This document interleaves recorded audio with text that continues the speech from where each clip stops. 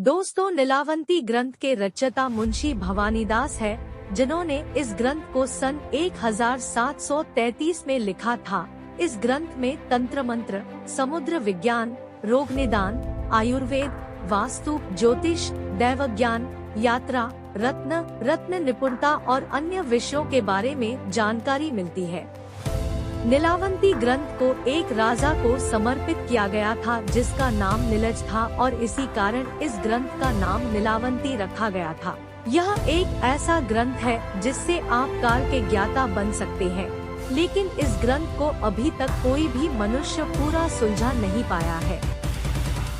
जिन जिन व्यक्तियों ने इस ग्रंथ को सुलझाने की कोशिश की, उन सभी की मृत्यु हो गई और इसी कारण भारत सरकार द्वारा इसे बैन कर दिया गया। लोगों का मानना है कि इस ग्रंथ को एक श्रापित यक्षिणी के द्वारा लिखा गया है, इसलिए इस ग्रंथ को जिसने सुलझाने की कोशिश की, उनकी मृत्यु हो गई। इस ग्रंथ का ठिकाना किसी भी व्यक्ति को मालूम नहीं है। बहुत से लोगों ने नीलावंती ग्रंथ को ढूंढने या इसके ठिकाने का पता लगाने का भरपूर प्रयास किया, लेकिन अभी तक किसी भी व्यक्ति को इस ग्रंथ का ठिकाना नहीं मिला और बहुत सारे व्यक्तियों की पूरी जिंदगी निकल गई इस ग्रंथ के ठिकाने को ढूंढने में, लेकिन अभी तक कोई भी व्यक्ति कामयाब नहीं हुआ है। नीलावंती ग्रंथ रहस्य। काल पर नियंत्रण रखने की चाह मनुष्य की पुरानी है। जब से मनुष्य ने काल के रहस्य के बारे में जाना है, तब से उस पर नियंत्रण रखने की चाह है और उसके आगे पीछे सफर रखने की इच्छा है मनुष्य की।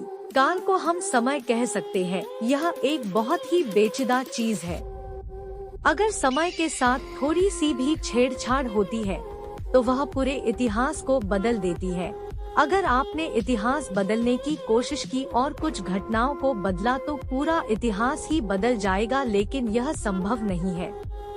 यही से उस ग्रंथ का काम शुरू होता है। लोग खुद ही समय बदलना चाहते हैं और यह ग्रंथ पढ़ने वाले को इस प्रकार की ताकत मिलती है कि वह इसके माध्यम से समय को बदल सकता है। इस ग्रंथ से एक ऐसी शक्ति प्राप्त होती है जिससे किसी का भी इतिहास बदल सकता है। लेकिन अभी तक यह सब सुनी सुनाई बातें हैं, क्योंकि अभी तक इस ग्रंथ को किसी आँखों से नहीं देखा है। सिर्फ उसका नाम और इस ग्रंथ के कारनामे सुने हैं तथा इस ग्रंथ का नाम नीलावंती है। अगर आज भी आप महाराष्ट्र के किसी भी गांव में जाकर किसी बुजुर्ग से पूछेंगे, तो वह इस ग्रंथ के बारे में आपको बताएंगे, साथ ही एक चेतावनी भी देंगे कि इस ग्रंथ को पढ़ने से पढ़ने वाले का वशन समाप्त हो जाएगा। इस ग्रंथ की सबसे महत्वपूर्ण बात यह है कि इसे पढ़ने वाले को पशु पक्षियों की भाषा समझने आने लगती है। हमेशा यह देखा गया है कि पशु पक्षियों का समय और मनुष्यों का समय अलग चलता है। चींटियों के लिए काल कई सालों तक हो सकता है, तो वहीं मनुष्यों के लिए काल एक दिन का समय होता है। और एक यह भी मान्यता है कि समय को समय जितना सूक्ष्म होकर परिवर्तन किया जा सकता है।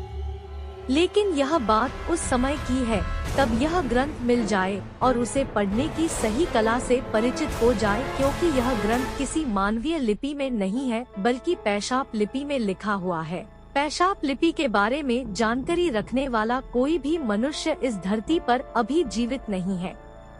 बहुत सारे लोगों के द्वारा यह भी कहा जाता है कि इस लिपि का ध्यान हिमालय की गुफा में बैठे साधु मुनियों में इस रहस्य में लिपि आती है, लेकिन इस साधु मुनियों को ढूंढना बहुत ही मुश्किल है और ये कहा है किसी को भी मालूम नहीं है।